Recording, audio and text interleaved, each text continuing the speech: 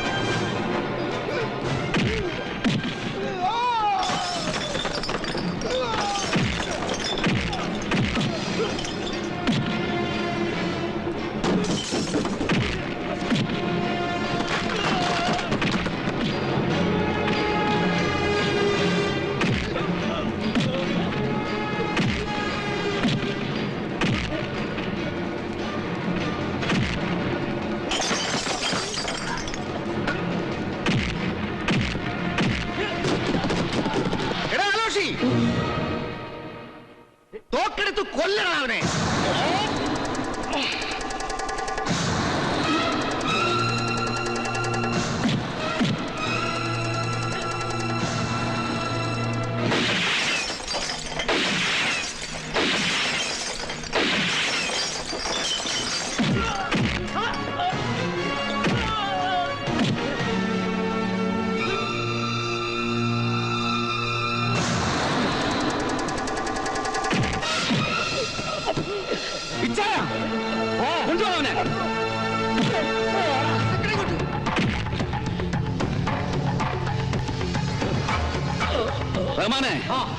വണ്ടി ഇറക്കണ.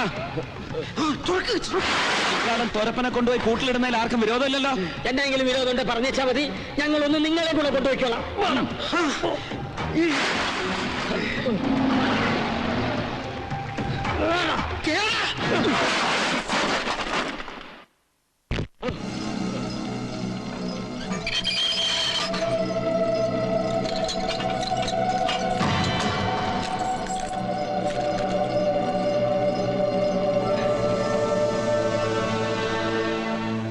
എവിടോ സർക്കിളിൽ ചായ? തൊരപ്പനെ ഞങ്ങൾ പൊക്കിന്ന് വിളിച്ച് പറ.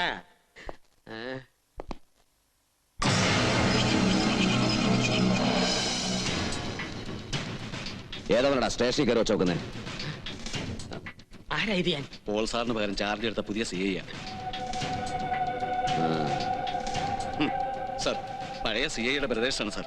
ഇവിടെ കയറി നിരങ്ങാൻ നിന്റെയൊക്കെ തറവാട്ട് പോയാടാ പോലീസ് സ്റ്റേഷൻ. സാർ, ഇവനാ ഇവിടുത്തെ കസ്റ്റഡിയിൽ നിന്ന് ചാടിപ്പോയ പ്രതി. നിന്നെമാര് തല്ലിയോടാ? തല്ലിയേമാനെ. പ്രതിയെ തല്ലി ചായ്ക്കാൻ നിങ്ങൾക്ക് ആരുടെ അധികാരം? നിന്റെ ഇച്ചാന്റെ പരിധി കിടന്നുള്ള ഷൈനിങ് ഒന്നും വേണ്ട. SP അവനെ ഓഫീസിലേക്ക് വിളിപ്പിച്ചിരിക്കുക. ഇപ്പൊ അവന്റെ തൊപ്പി തെറിച്ച് കാണും. സാർ, അവനെ കടത്തിക്കൊണ്ടുപോയത് PK ഗ്രൂപ്പാണ്. നീ നിന്റെ ഇച്ചാനോട് നാടകങ്ങൾ ചേർക്കാൻ മനസ്സിലാവില്ലെന്ന് കരുതിയോ? പ്രതിയെ കടത്തിക്കൊണ്ട് പോയി നീ എങ്ങടാ? ഒടുക്കം പോലീസ് പൊക്കുന്ന ഇപ്പൊ തലയൂരുന്നു.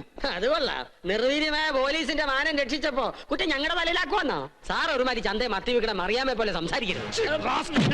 തൊട്ടുപോരുന്ന എന്റെ ഇച്ചാന്. ഡ്യൂട്ടികളുടെ ഓഫീസറെ കൈപൊക്കുന്ന റാസ്കൽ.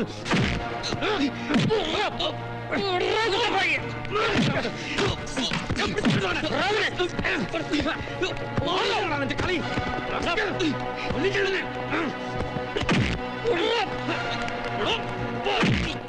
ഈ സർക്കിൾ PK ഗ്രൂപ്പിന്റെ ആളാ. നിങ്ങൾ വേഗം നിന്ന് തേവക്കാട്ട് വീരോടെ.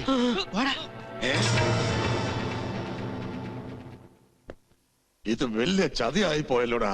സൈമ, വണ്ടി എടുക്കടാ. എടോ സർക്കിളെ, ഒരു തെറ്റും ചെയ്യാത്ത എന്റെ പിള്ളേരെ ഇങ്ങനെ ഇവിടെ ചകത്തിട്ടതിന് താ സമാധാനം പറയേണ്ടി വരും. ഓ, അതൊക്കെ ഞാൻ കോടതി പറഞ്ഞോളാം. അതേടോ, പറയിപ്പിക്കാതെ തന്നെ വിടുകയല്ലേ ഞങ്ങള്. ഒന്ന് പേടിപ്പിക്കാതെ പോടോ വക്കീലേ. ഈ കേസും കോടതിയൊക്കെ സഹദേവൻ ഒരുപാട് കണ്ടതാ. അമ്മാരൊക്കെ വിട്ടേക്കടോ. സാർ,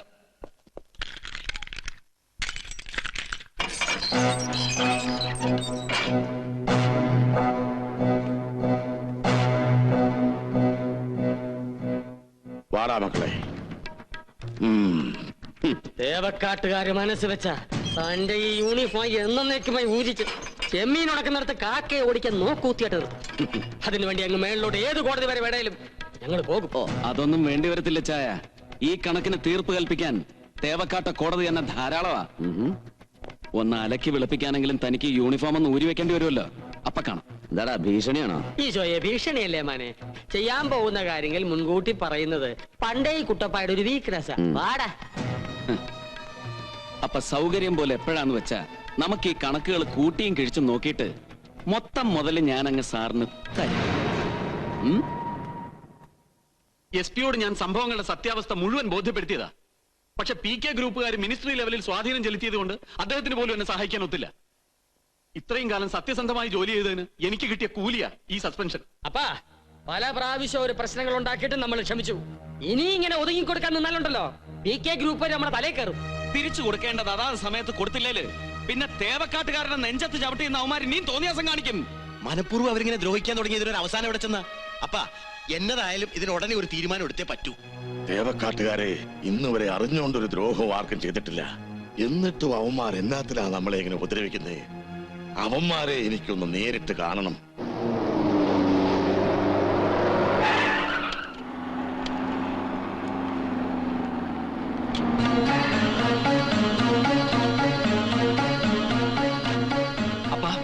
വേണ്ട, വരണ്ടായത് പറഞ്ഞതല്ലേ നിങ്ങളോട്. പിന്നെ എന്നാത്തിനാ വെറുതെ? അപ്പൻ ഒറ്റയ്ക്ക് അതിന് അങ്ങോട്ട് ഞാനിവിടെ വഴക്കുണ്ടാക്കാനൊന്നും വന്നതല്ല.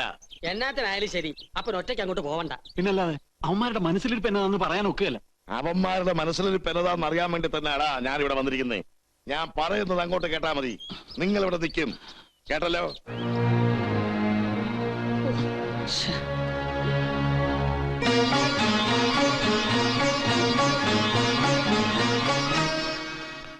ആരുമില്ലേടാ ഇവിടെ?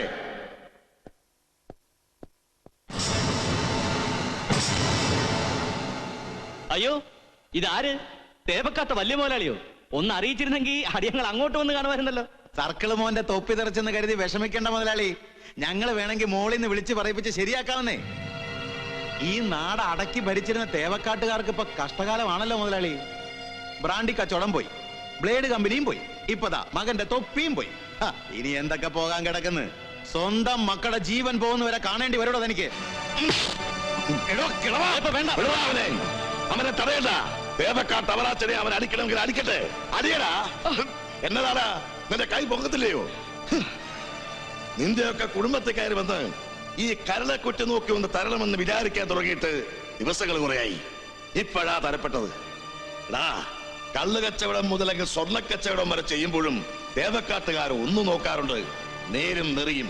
പക്ഷെ നിന്റെയൊക്കെ ഈ നേരും നെറിയും കെട്ട കളിയുണ്ടല്ലോ, അത് എന്റെ പിള്ളേരുടെ നെഞ്ചത്ത് ചവിട്ടിയിട്ട് വേണ്ട. മനസ്സിലായോടാ? നേർക്ക് നേരെ നിന്ന് നല്ല അന്തസ്സായി കച്ചവടം ചെയ്ത് തോപ്പിക്ക്, അല്ലാതെ ചതിയിലൂടെ ആരെയും തോപ്പിക്കരുത്. എന്റെ പിള്ളേരെ ഇത്രമാത്രം ഉപദ്രവിക്കാൻ ഞങ്ങൾ എന്നാ തെറ്റാടാ ചെയ്തത്? ഇടുവാ അവറാച്ച, ഞാൻ പറഞ്ഞാ മതിയോടൂ.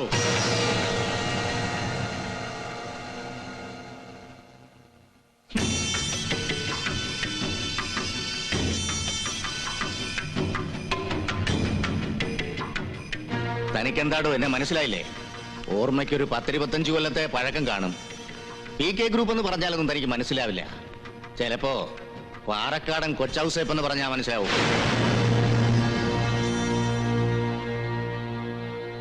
ആ ഇപ്പൊ ഏതാണ്ടൊക്കെ മനസ്സിലായി തുടങ്ങി.